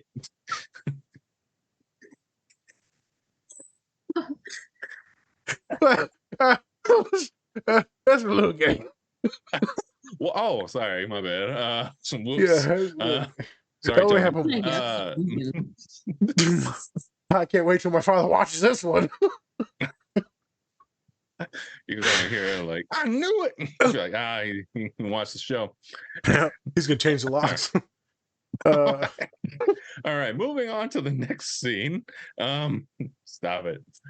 So actually kind of still going on to the Chandler Bing route. This is actually a part where he is breaking up with his girlfriend Janice. And he's having second thoughts, even though he absolutely hates her. Yeah. Hates her. But he's having second thoughts now and being like, I'm sorry, I didn't want to break up now. Come on, let's be together. And then he's kind of going through it, and it's getting hard for him to actually break up with her. But then Phoebe actually talks to Janice, and Janice is okay with the breakup now. And so we see that Phoebe doesn't have the attachment to the relationship, and she's actually able to kind of talk to Janice about, just briefly about, maybe this is the best. Maybe you should break up. And now Phoebe will be breaking up with all of Chandler Bing's girlfriends. So win-win there. So have you ever met anybody that's really had a hard time? Actually, I already know you've had. So that's not the question I'm going to ask. The question I'm going to ask is, how do you kind of guide them through a breakup if they kind of need to? Now, that might be a little bit of an ethical thing, maybe. But how do you kind of get them to kind of go through, breaking up with somebody if it's not a relationship that that is not good for them? So, Kat. That's like one of the hard parts of this job, is that can't really tell people what to do. I mean, and Right. I love the question too. What do you think I should do? It's like, I can't tell you what to do. That wouldn't be therapeutic. That would just be me being your buddy. And so, Or enabling. right, exactly. It wouldn't be very therapeutic. So it's, hopefully at this point, like I'd gather some background information. I'd see, where the anxiety is coming from. And terminating relationships can very much trigger a lot of childhood stuff from what I have found. And so leaving a relationship, it can very much bring up that attachment style, right? So like if we're having a secure attachment, it's, this was hard, but I'm able to do this because I see that I need to move on X, Y, and Z. But like, if in this case, Chandler's very disorganized attachment, meaning just for him, his parental figures growing up were very just not there for him, borderline neglectful, triangulated him into some really toxic stuff growing up. So relationships have never really been safe, but they've also haven't been safe enough to leave. And so here he's really struggling between, am I worth being happy? And is it worth the discomfort of somebody being upset? So there's like a lot of worthiness going on where, I mean, you literally see him like withering on the couch. Like it's like physiologically uncomfortable. So wrapping back around to like how I would support somebody through that, I'd want to check in with, what are your needs? And what are the positive needs here? And so many times we talk about what we don't need, but I really would like to be curious about like what you do need, and are those needs worth it? And also kind of asking, how can I best support you? So I would love to hear kind of from the other person's perspective, like what they're really craving from the circumstance. Because I mean, I've had clients who like literally are like, hey, so I want to break up with my boyfriend. Can we do it in your office? And I'm like, oh, Lord. Let me get my popcorn. Hold up. Exactly. Hold Yes, on. you can. But exiting relationships seems to be such a tumultuous time, and or not. And so we also see, like, I love this scene because we see the flip side where, Phoebe is a very avoidant attachment. Her caretakers really just were not present in her life. And so she just doesn't really rely on anybody. She has kind of neutral relationships. And so she's very much able to detach from them because she wasn't really attached to them in the first place. And so you kind of see both attachment styles where, like, Chandler's grappling with his self-image and just his identity. You're trying to break up with Janice, who he literally just cannot stand. And Phoebe's like, oh, I'll do it. I don't care. And she attempts to regulate him a little bit. Go to your happy place. Like, let's take a pause before we have to do this. Like, let's ground ourselves really quick. That would be an approach I would utilize too, of let's pause this really quick. This isn't something that you need to do in this very second. Super breather. It's interesting. I wondered this about myself. And I know why it's easier for me to detach from people and why I'm not necessarily too attached to anyone very, very, very strongly. So I get attached to a lot of people, emotionally connected, deep, right? All of that. But I'm also very autonomous and grew up very autonomous. But that's not the reason why it's easy for me to just move on or to cut people off. It's because I've moved so much. And when you move and you move and you move and you move, you know that you lose people. And then, because you lose people, that's because you found someone. So with finding people almost guarantees that you will then lose someone by death, by moving, breakup, whatever it is. So me, I no longer get worried about that. It's just a cycle of life to me. And so some people be like, man, it's cold and fucked up. I'm like, no, I already accept what you don't accept or know, because you've been privileged enough to be in the same context with the same humans for so long. You don't know what it is to lose. I've already went through the grieving, and thus now the grieving every time becomes a little less to me. Becomes a little less to me. Certain folks, it'll be harder. But for most folks, I'm like, it's fine. So one of the counselors left a couple years ago. They got a new job. And she said, I'm going to come back and see y'all. And then as we got together, I said, you know you lied, right? That's me being very blunt. She said, what are you talking about? I said, you're never coming back. People don't do that. She said, well, I'm going to do that to prove you wrong. So, okay, I'll take that money. They never came back. Life moves on. People, new life experiences, right? Just things keep going. And things fall by the side. I'm explaining these things just because some of us, like me, can get super attached, but it makes me feel weird as shit because I'm not as much pain when I unlatch or they unlatch. Because, it's just part of the process. Spencer's talked about it too, where you give someone, like 90% of you, but not the full 100%, because that way, if there is something, you don't want to be devastated and completely die and sobbing. You need to have some autonomy. You can't be fully dependent, which is a healthy way to go about some things. So that was just my tidbit. I wasn't looking for like therapizing. I just know that I'm different because of the traumas of moving so much. So, right, those aren't like happy times. You don't want to lose people, but I know that it happens. Yeah. With Phoebe, so you explained it well, right? She got all this different stuff. She's just already avoidant, but she's also lost so much, like I have. So she just knows it's fine. Go away. I think people would think that she's cold, though. But how could you be cold and that articulate and charismatic in that moment?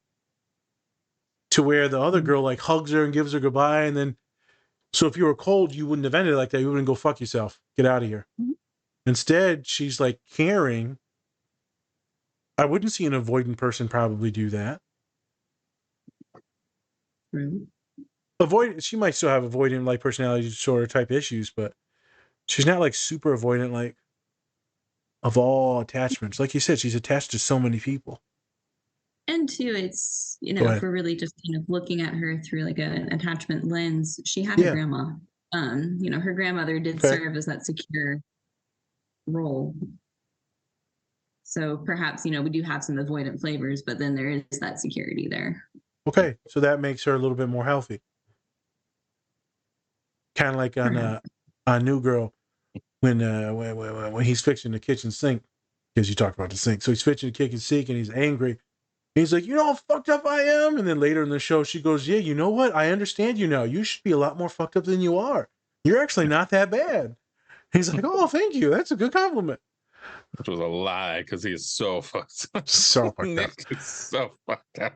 I've told other clients that. I say literally in a good way, like, you should be so much more worse than what you are. Like, from all the shit that you told me, like, you should be like in the loony bin.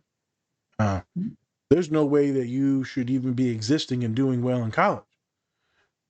Sometimes that can be very validating, knowing that, like, oh my God, it's a thing of resilience, but it also pokes fun at their illogical, irrational thinking that they are the most broken individual that there is. And I'm like, no, you can be way worse. It's usually I have found a lot of comfort and like a lot of relief on people's faces where I'm just like, dude, like in the grand scheme of things, like I admire the crap out of you. Like, this is incredible that you're here with me doing this, doing that. And they're just like, really? I'm like, yeah, yes.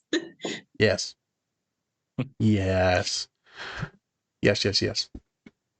Interesting. So Chandler, you articulated the hell out of that one. I didn't even got no questions. Like, she was spot on. Here's this, and this. Ooh, I win. Damn. Yeah, believe me, that's a tough one. There was a bunch that she said that I didn't even think of. Him to not say anything, because this man could talk. There we go. He's down now. There he is. Yeah, because the way his full body like went into full shock mode and like, meh. I'm like, that's the neurospiciest thing I've seen today. The full on, I don't know what. Neurospicy, I like that. Oh yeah, neurospicy as shit. I don't know what bird does that where they shove their head into the sand. You're talking about a flamingo or an ostrich. Damn it. Flamingo. Flamingo's the one-legged one. God damn it.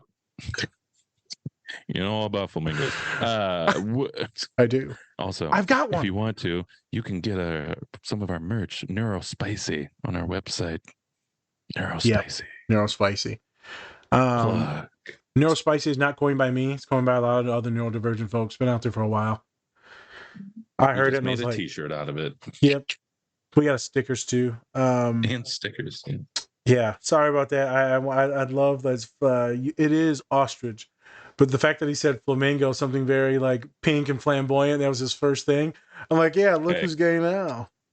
It's me. I'm like, you want to take a shower later? I'm sorry. No, that hurry back. How dare you? How dare you? Okay. Random. That was actually the fourth scene. The third scene, which we'll get into now, is our last scene. Is the baby one, which I actually think is the best scene. So Spence, give background on that baby scene, and then Kat will chop it up. Yes. So Ross's ex-wife is having his baby, and he's having an argument with her girlfriend, his wife's girlfriend, her ex-wife's girlfriend, because then she comes out as gay later on. And they're both actually, her, Phoebe, and Ross are stuck in the closet together in the hospital. I've been there. As she's having the baby. Sounds like a weird joke, but okay. Three people stuck in a closet. They all did. There's oxygen in there. I don't understand. Continue. So Ross and the wife/girlfriend, I think at this time they're still like, they're not married yet, and they're arguing pretty much about who's going to like really love their son more, and because either it's tough because obviously he's the biological father, and he was with his wife for years, and you have that attachment, and then now you have like the new girlfriend there, and I think that's a really good kind of showing of how like any type of relationship can happen, no matter what it is, because sometimes you get divorced and then you have new people in your life, and so they want to show love to their son, and then Phoebe kind of shows that, hey, I didn't get the love from either of my parents because they were gone early on in my life, and I wish I had 3 people that could really give me that love and attention through my life, and that kind of stopped all the arguing between them. Drop the mic on them. Drop the baby. Why?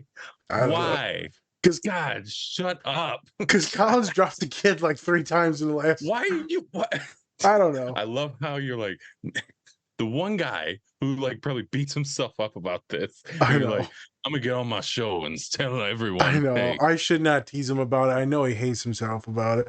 I literally sent him a Snapchat. If like I see the kid with another bruise on their head, I'm taking the baby. 5 minutes later, he's like, "Yeah, the baby fell again." I literally was like, "Well, I'm calling CPS. She's mine."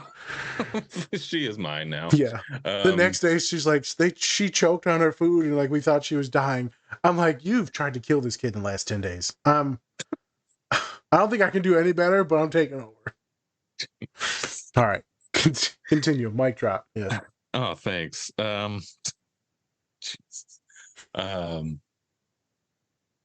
I think, especially I think when you talk to your clients, like they're all kind of waiting for this moment. It's like an eye-opening moment of clarity of that you do not have it as bad as you could, right? And we've kind of already talked about that. But especially I know Nas has a lot of experience, and he's talked like with a lot of his clients about this, but have you kind of had those moments with your clients at all, Kat? Moments in just like those moments of like they finally kind of see through another perspective. Oh, kind of like just how Ross did in the those other are woman. my favorite. Yeah. Like those just they give me so much joy. And I think as clinicians we hang on to those moments. Like there's so much hard stuff in the work that we do, and I don't know if you can resonate with this, Nas, but you know, we see so much pain, we see so much just ick. And to have those moments where you see like the cogwheel shift in like somebody's mind, like you see it in their eyes, and it's bewildering, and it's wonderful.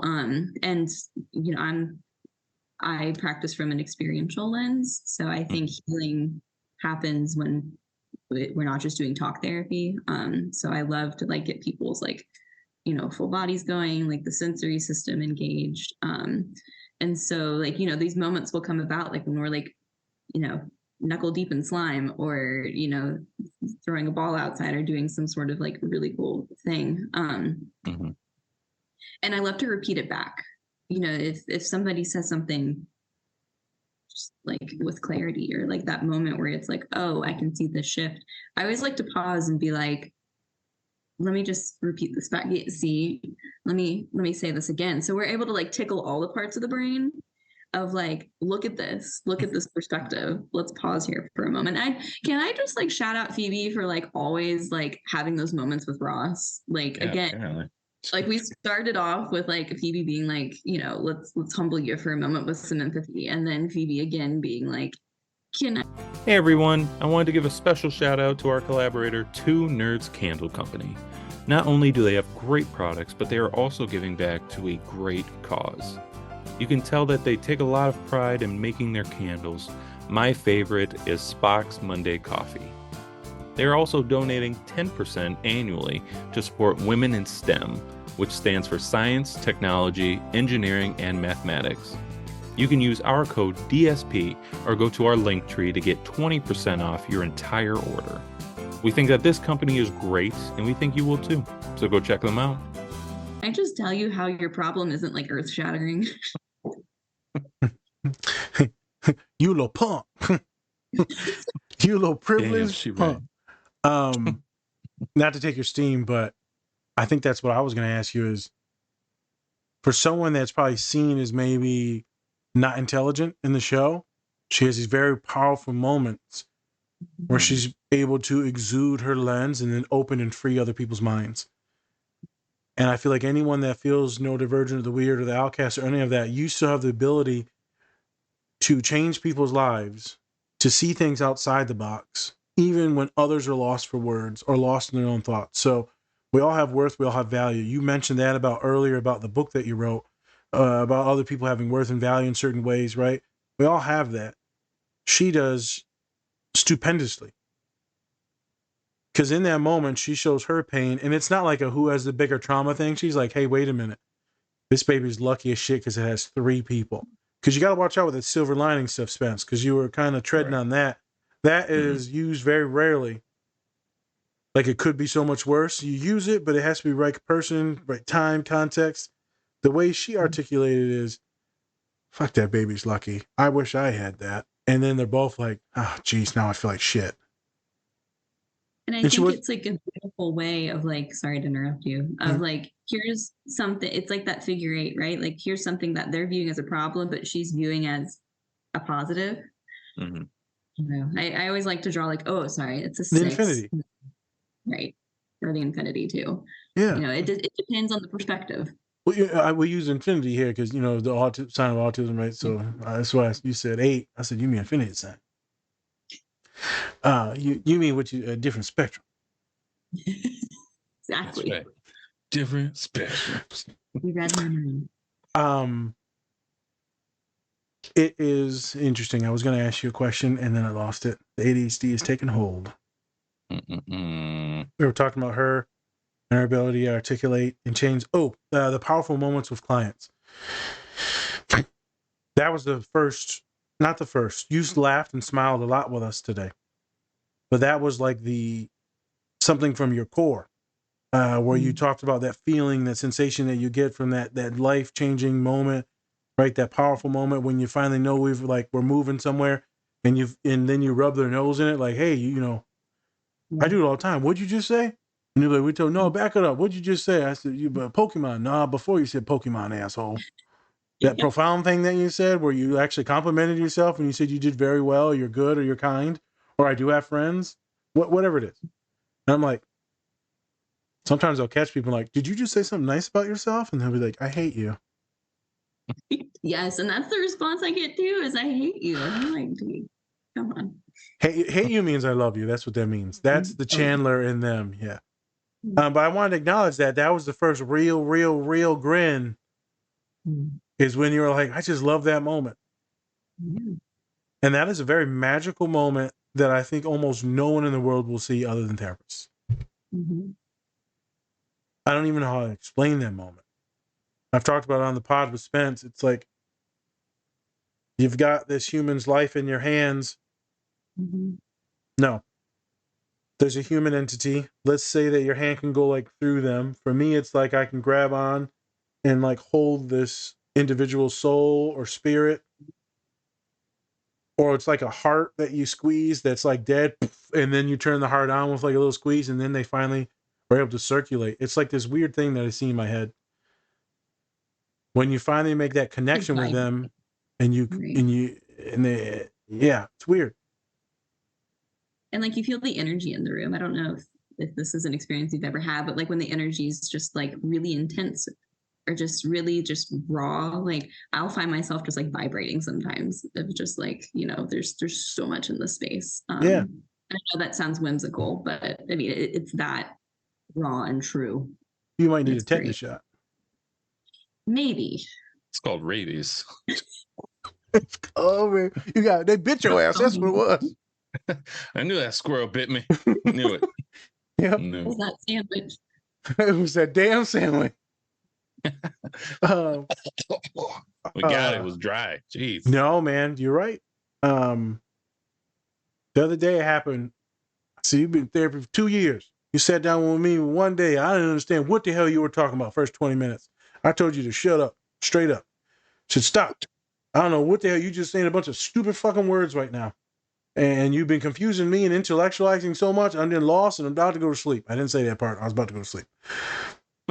What is actually going on? And then I kept having to fight to actually talk about real emotions and what actually is going on and pull out the feelings wheel. And as we got deeper and deeper, we got into some real stuff, like real stuff. Told me things they've never told anyone in the world. We talked about that. We sat in it. We validated it, even though they were bad things. I don't really care because there's no shame in it. And then we were able to make some really good breakthroughs and start gaining patience and kindness and empathy for themselves, but for others. And that was wonderful to see someone who's been in therapy for 2 years sit down with me and get to like the real stuff. Instead of just letting them talk and intellectualize. And I'm like, okay, we're going in circles here now. I can give you some coping skills, but that hasn't worked in 2 years.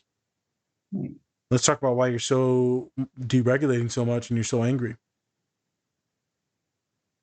Phoebe has a way of doing that and going right in for the kill. In a good way. That's why I love her. Yeah. I got respect for her now. Before, I'm like, she's weird. But I ain't watched the show in a while. She's weird. What a weirdo. She weird. She weird. It is. She's just weird. She just weird. They're all weird. They all are messed up. What'd you say earlier? You said breakups usually revert back to some old stuff or childhood stuff or other old breakups. I was like, that does make sense. And I feel like I do know that. Because it's hard to push others away or to keep them, or the devil you know is better than the devil you don't know. A lot of different reasons why folks won't break up, Spence. I guess I didn't tell my part of that. Sometimes I will lay out the past for people for breakups. We have 5 choices. We break up, we stay together, we break up, and then it goes bad or it goes good if you stay together. It goes bad or it goes good if you break up. And these are the divergence of how bad they can go and how good they can go in those. So we just kind of build it out like this pyramid scheme thing. And then we kind of actually take away all the ones that we know is not going to happen. Like, oh, okay, you break up, he turns into a vampire, kills you. Okay, we know that one's not going to happen. Good. You never know. Good. So I like to dissect those and segregate some of those. And then we have the real options. It makes it a little bit funner. Also to lay them out. Sometimes we draw them. And then I'd be like, well, I know what I would do. I can't tell you what to do because I'm an enemy. I know what I would do. But I am not you. And then every therapist says it, but I say it more funny. You I'm 6'2", 340-pound Mexican. He's a 120-pound white girl. So we're going to have different choices. And she's like, yep, probably will. Slightly. Just slightly. Slightly different. I'm also, a dude. So I like to go through that and to let them know that even though I may think or do something, doesn't mean that you would or the next person or the next person. Sometimes I will go there, depending on the client, depending on the context, depending on the length of therapy and partnership with me. Or I'll talk about choices that I may make. And then I'll paraphrase it with, whatever you do, I got your back. Because don't you come into my office thinking that I'm going to be upset with you because you think you may know what I would do. So at the end of the day, none of us really know that we're going to do in a certain situation until we're in it. Mm-hmm. We can all think that we know what we're going to do. You really don't know until you're in it. Because I don't want them to think that they're disappointed or they let me down or like I'm in this father or uncle role and then, I'm going to shame them. I don't care about that. So I'll have clients that'll be a prolonged breakup, Spence.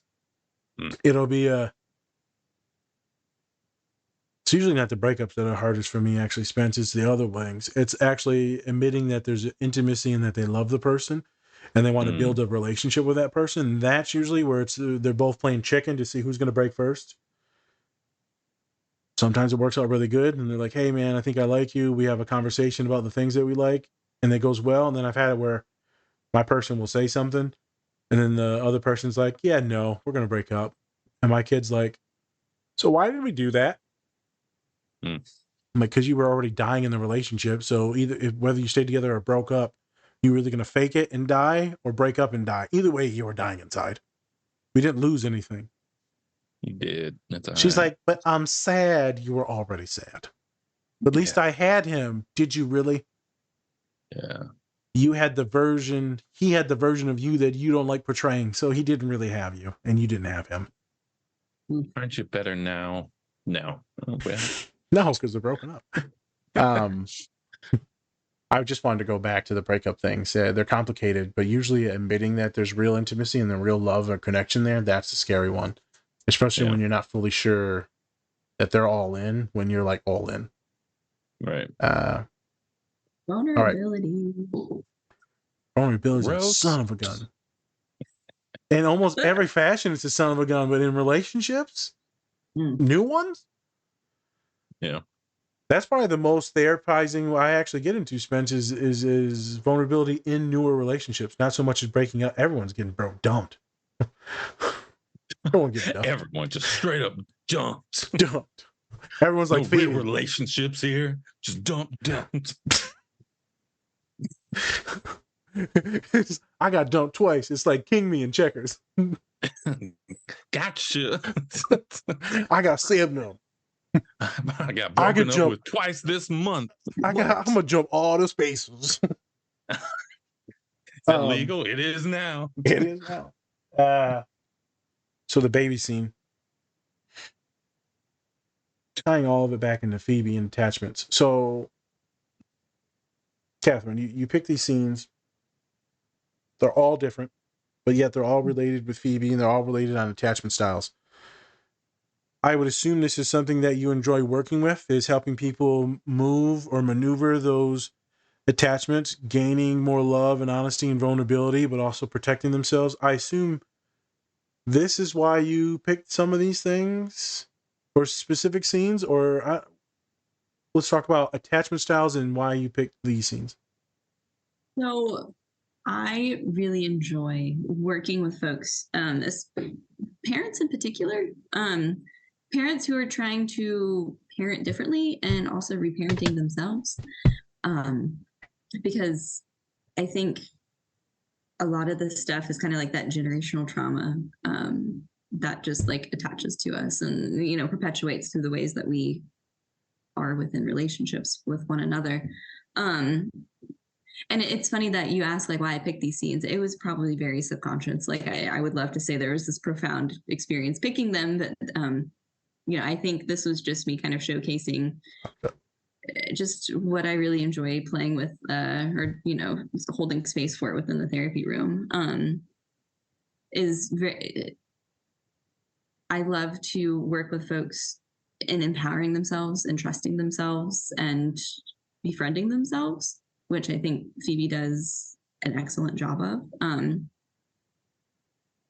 And also, I love the contrast to Phoebe and Chandler. Like, I think they're very opposite. Yes. And so I think it just really much showcases a lot of what I really wish folks could see. Don't be the Ross, right? Don't be the Ross that gets distracted by the cat, or the break or what have you. But, be the Phoebe who like dares to ask the questions, and, be the Phoebe who holds space for people and encourages and doesn't try to one up. Like there's very little defensiveness in Phoebe. Yeah. So I don't know if that answers your question. Yeah, I got something else to dig further. This will probably help our podcast listeners the most. Not the most. All these things have been good metaphors to show people different attachment styles, why or when or how they come up in life, maybe how to combat some of those things, how to hold space, kindness, different things, support. But how do you, what's this thing, befriend each other? And I trust you to be like authentically you, not to be some BS. What the hell is this befriend each other and yourself? I mean, and then how does one even start that process? And then I'll piggyback and I'll help you out too. So I think I wrote a blog post about this a little while ago, but there's a lot of running in therapy. People come to therapy and they're I ain't running nowhere, so fuck you. If you were like, I sit and watch people run. Oh hell no! No, you gonna get stabbed. I'm sorry. There it is, folks. There it is. We don't condone stabbing. We don't. Okay. We don't. No, but there's a lot of like running in circles. There's running around the thing that we need to talk about. There's a lot of running, and so we run from ourselves so much of the time. We run from the hard stuff. We run from parts of ourselves that are begging for vulnerability, or it's begging to be bold, begging to be different. And I think a big component of the work that I do, at least, is being able to see yourself in a different light, to where you're not the villain and you're not bad, and also to hold space and say, I'm sorry for the parts of your world that have made you feel that way. Because I don't think there's ever been anybody, or a lot of the times there haven't been people that have said, I'm sorry. Yeah. And so, really, again, shedding a different perspective.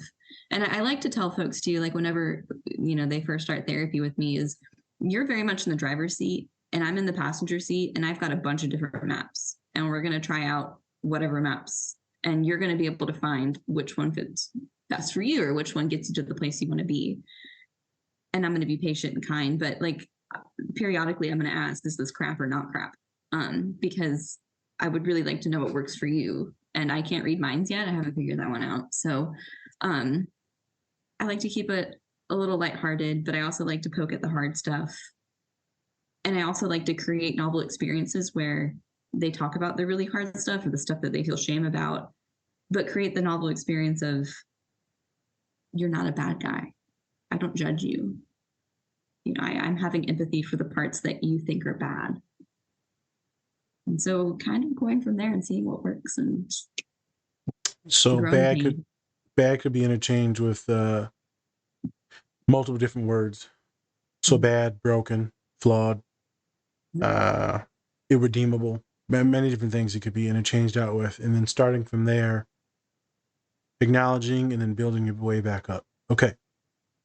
But first, with you, it's acknowledging, sitting in, processing, step by step, either forgiving or moving forward. So as I told a human the other day, I said, you stare too much. And metaphorically. I'm staring at you now. I said, yeah, I don't like that either. Stop looking at me in the eyes. But you stare too much. He said, what are you talking about? I said, it's an old Martin Luther King quote. It's okay to look, just don't stare. Also, we're not going backwards. Why are you looking? We're going forwards. We're not going that way. Going this way. So I like to point people in that direction as well. I'm not talking about forgetting or immediately forgiving. I'm just saying that these emotions only last 4 seconds in our brain. You're choosing to hit the button over and over and over unless you're forcing yourself to suffer. I'm saying there's a different way and a different path. Mm-hmm. Your way has not been working. So what do you got to lose doing it my way? It ain't been working. If it was working, you wouldn't be sitting here with my crazy ass. So let's try to change it up a little bit. I know you don't want to change. I know it's comfortable. But something's got to give. And if you trust me, I'm like, do you trust me? And they're like, yep. Well, we got to do something, kid, because you're suffering. And so that's when we start to create those changes and then do the real work. And we try to repair some of these personality related things, attachment related things. I think it's very important for everyone on the pod right now to know this podcast is about attachment styles. It's about how to recover from some of these traumas or these different things, life experiences, to where you can be fully in or out of a relationship when needed. And also to say that there's no right or wrong way to do some of these things, as long as you're not hurting anyone else. If you fuck up, people got what they get coming. They got what they get coming. They get what they got coming. There we go. No condoning. I just think about all my humans with these attachment styles because they've been. Spencer, we just did that podcast on Jack. Yep. Imagine him moving forward in the world where he didn't actually get to make those deep friends. He would be so depressed and suicidal, so isolated. I actually think I cried in the very beginning of the movie with that when that robot arm, he's watching all the kids and they're talking about it, and he's like, humans. Yeah. It just lets you know how different he feels from everyone else. So the attachment style for that is probably going to be, why even change? I'm so weird and flawed. No one's ever really got close to me. Why would they want to? I'm some monster. I'm some Ninja Turtle that got transformed by ooze that no one will even talk to me. Didn't matter how much pizza you give people. And that is a very sad and isolating place to be. I got students that are neurodivergent and they're in so many different things. And I got a kiddo, that recently come, multiple folks I've had this, and they don't want to tell me about some of their special interests or their bisexual identities, right? Gender, whatever it is. And they'll tell me, I'm like, okay, so why are you scared, right? So I know there's a lot of weirdness around folks that are like furries and stuff, but I've got some clients that are some furries. It's a thing. So a wonderful community. And so it's interesting always asking questions about identities, about interests, and then them being like, no, I've always bullied about this, or people hate this, or this is something that could be used against me later on if someone was to find out. How do I fully trust you? I don't know you. And every time everyone else brought this up or I brought this up, I was bullied and hurt. Or maybe abused mentally, physically, emotionally, sexually. So it's tough with a therapist to even have a good attachment. So I'm going to end on this. As you know, Kat, sometimes you bring it back and you work to the therapist bond and attachment. So we'll push comes to shove, I bring it back to that sometimes. Mm-hmm. So how does this relate to, let's say, like me and you, and why is this differ from me and you and how we communicate? Because you're open with me, but not others. So we start. So okay. So I present this, and this. That way you feel safe, and safe, and I'm held by law, whatever.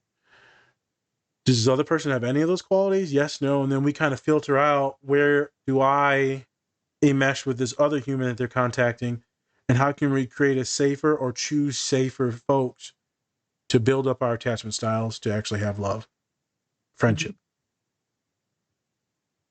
Attachment styles and building yourself up is so fucking complicated because we feel like we suck at everything. I remember one time I was playing a video game, Spence, because I was like legit ranked. Probably 2010 through 2012 in NBA Live. I was like, I think at one time like top 30 in the world. Just playing it. I remember I would lose and I couldn't crack it any further because the dudes were like legit good. I fucking suck at everything. Throws my fucking remote. I should just fucking die. I'm not the strongest. I'm not the coolest. I'm not the funniest. I'm not even the best at game. Top 30 in the world. I hate those fucking moments. And me and Spence, we've talked about it. Many of my students feel like that. Super mediocre. Even though they're in like the top 1% for education. Mhm. Makes no sense. All right. I had one thing to ask you, Kat, and I was going to end it. Oh, it was a funny joke. So I know you picked all these attachment styles, right? And you got a partner and you got kids and stuff. I don't know if you the Phoebe and you just cold, or you the Chandler and just being funny. Like, since you're on this podcast, I assume you got more Chandler in you. I don't know. I honestly, I'm gonna I'm more Monica. Okay. All right. More That's Monica. fine.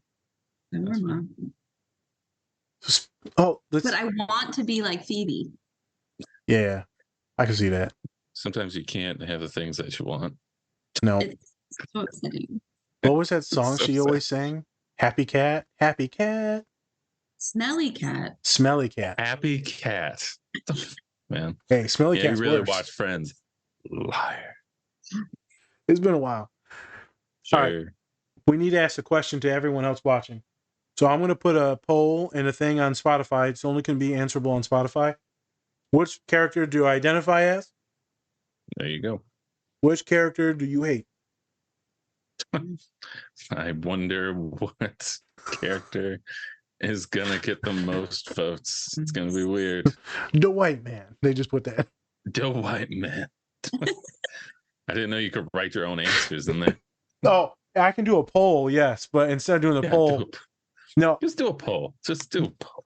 No, the poll is usually if they Don't like our let new them guest. write their answers. I They want them will to- say DA white man. Okay, I'll do a poll.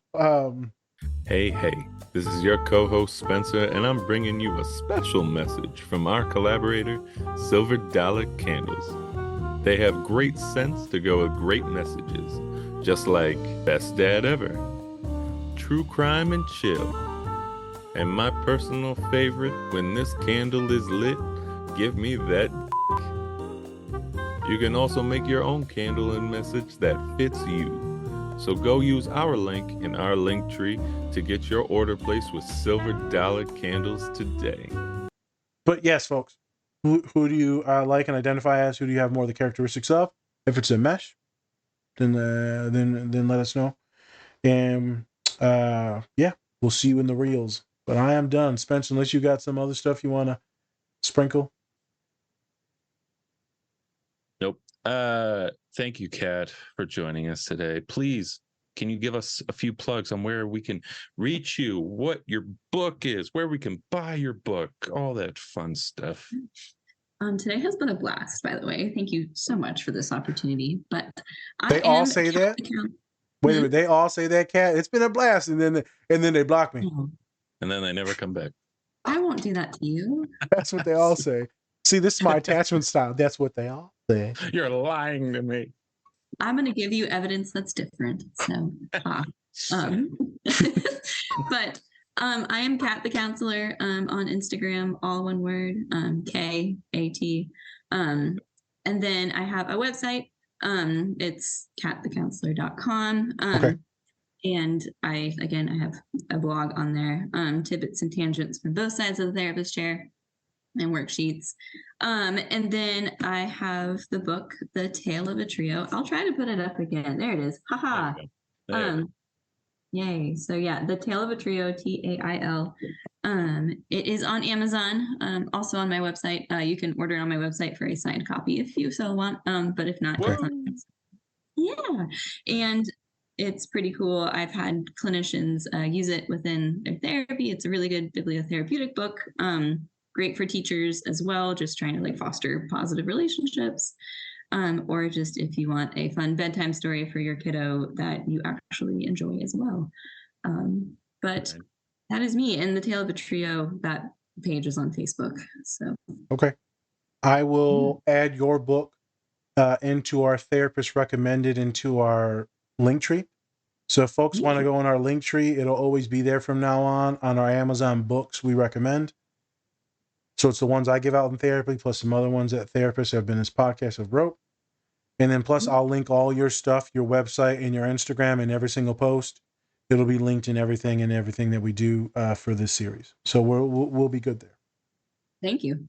Yep. Amazing. And speaking of our link tree, go check out all of our great collaborators that we have been so lucky to team up with. I'm not going to name them all, but go check them out. You can get up to 20% off your entire order if you go use our code DSP or DSP20. And with that, thank you so much for watching, everybody. I'm Spencer. That's Naz. This is the Different Spectrums podcast. Much love and appreciation. Kat, very, very welcoming, very awesome to have you on. Very funny. Yes. I love that you rolled with a lot of the stuff today. I guarantee you, your clients and neurodivergent clients love you. For real. Yeah, guarantee it. Because I quite enjoyed you. And if I did, then they do. So wanted to affirm. He is the meter. Yeah. It's more than that, though. It's more about having a blast. Also, you can tell you're good people. So that's good. Y'all are okay. I'm just kidding. Yeah, I know I suck. It's fine. And never be on the show again. All right. It's because my buy that book, whatever she calls it. But yeah, everyone, remember, take care of yourself. Or don't. That shit's up to you. Peace. You so messed up that line. That shit's up to you. I didn't mess it up. You messed up the line. Shut up. You messed it up. Whatever. Your fuzzy ass eyebrows. With your fuzzy ass body. All right, everyone. Bye.